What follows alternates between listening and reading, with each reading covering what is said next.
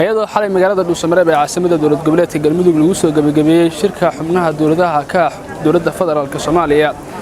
ayaa qaybaha kala duwan ee bulshada ku nool magaalada Dhuusamareeb ee caasimadda Galmudug waxa ay ka raadiyeen sida uu arkaan shirkaasi qodobada ka soo baxay qaar ka mid ah bulshada oo la hadlay muqbaahiyaha TV-ga dowladda Galmudug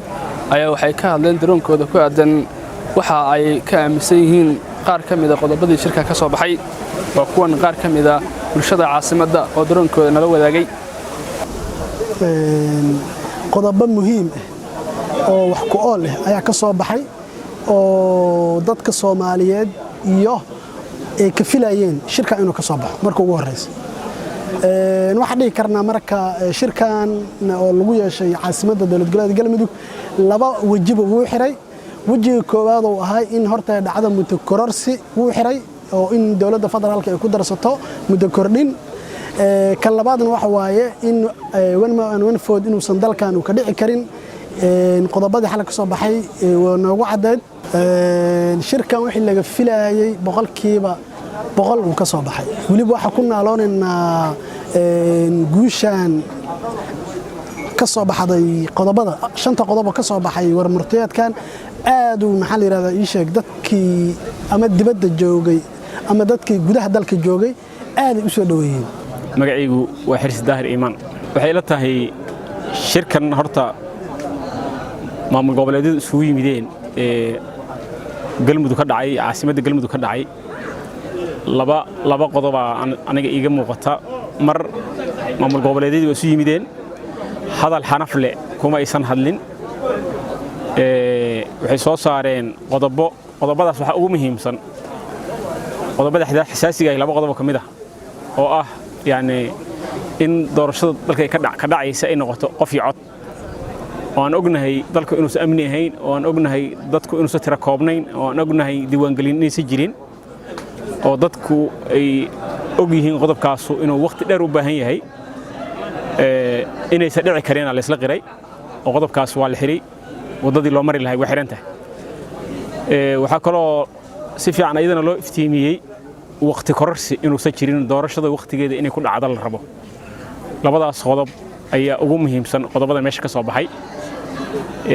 waxa marka meeshaas ka muuqata dowlad goboleedyadu dadka qaar waxay isdhahayeen waxbay iskaga dhawaaqi doonaan ma sameeyne dowladda waxbay u hambeeyeen marka waxay u hambeeyeen in la wada tashado la isu yimaado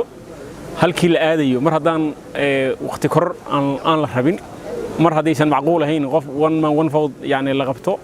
oo qof iyo cod la helo aysan macquul ahayn wadada saddexaadu way iska caddahay laakiin waa la hambeeyay waxa loo reebay wada tashi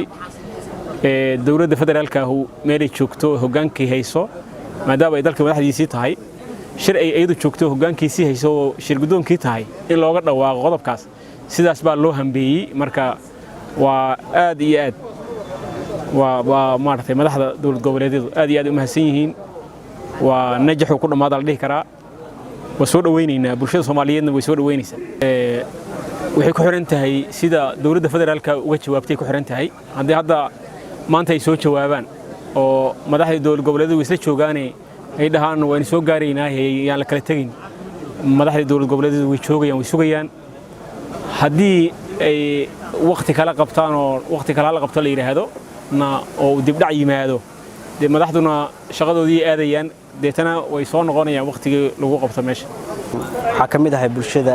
reer Galmudug hadda ku sugan magaalada caasimadda ah waxa aad iyo aad ugu faraxsanahay in maantay caasimadda lagu soo gabangabeeyo shirkii wada tashiga ummadda Soomaaliyeed ama dowlad goboleedyada awal waxa maqli jirnay Kampala Accord iyo wadamada dibadiisa oo waxa waaye dadka Soomaaliyeed khilaafaadka ku soo xaliyaan maanta farxad gooni ah noo tahay anaga reer Galmudug ah in khilaafaadkii ummadda Soomaaliyeed ku xalinayna magaalada Dhuusamareeb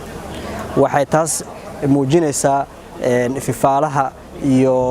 dowladnimada reer Galmudug iyo shacabka reer Galmudug si isku xiran yihiin inay tahay si aad u muhiim ah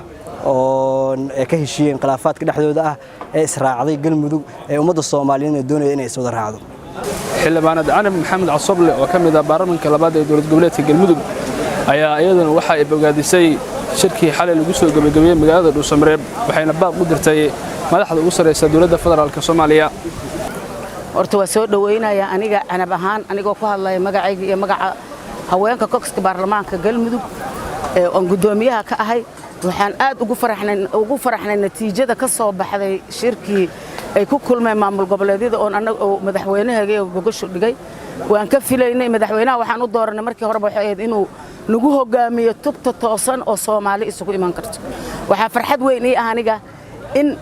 aan maanta ku guuleysan hadaan reenahay galmudugnahay wax badan ay galmudug kuftay oo kacday maanta toobiyaha inaan raacnay oo tubta toosan madaxweynaha nagu hagay waa ku faraxsanahay waxaan kale ku faraxsanahay martida sharafta iyo mugga leh ee maamul goboleedyada ee noo timid madaxweynayaashoodii iyo golahoodii wasiirada ay martida noogu yihiin in ay maanta wada qaateen hal fakar oo ay ku midaysan yihiin waxaan ka rajaynaynaa anigoo waliba aad iyo aad uga codsanay madaxda Soomaaliya in ay nagala soo qayb galaan Soomaaliya maanta waxay u baahan tahay badbaadin uma baahna dib u dhac madaxweyne ra'iisul wasaare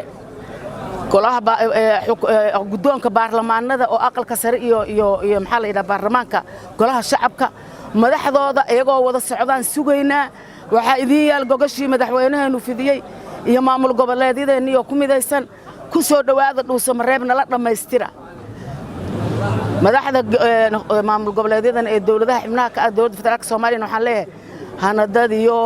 horay wada holkarinaatihiin layskuma ahay hoyga noloshu waa nabad aan hiigsan hore u wada hareerihiina hiiliyaho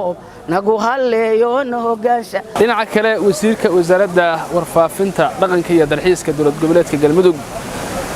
mudane Axmed Sharaf Falagle oo isna la hadlay muqbaahiyaha galmudug TV ayaa waxa uu soo dhaweeyay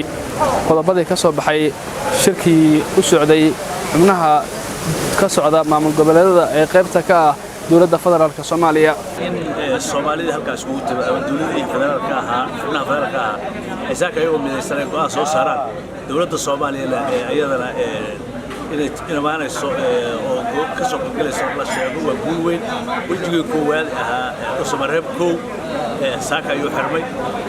haatan dadku dabaaldeg iyo isku amariyada ku jiraan wajiga labaad in dowladdu ay tabaartay rajeynayno isagana gogosha waxaan dhignay in galmudug loo qabto Dhuusamareeb loo qabto aadan ugu mahad celinaya dowladda iyo xubnaha dowladda ka federaalka inay arrintaas aqbalaan gogoshaasna sidii hore aan iskaga xilsaarnaa waxayna bartay in gogoshaani haddii aan dan gaar lahayn dan guud oo Soomaaliya aad wado xaq Ilaahayna waa ka sahlamaysaa Soomaalida wax ka dhaxeeyana way garwaaqsanaysaa waxayna noo fududeeyo waxa kamid ah dan galmudug gooni oo ma ahayn aan ka fikirin danta ummadda Soomaaliyeed sidaas ana wax wanaagsan Siraaj Yuusuf galmudug TV Dhuusamareeb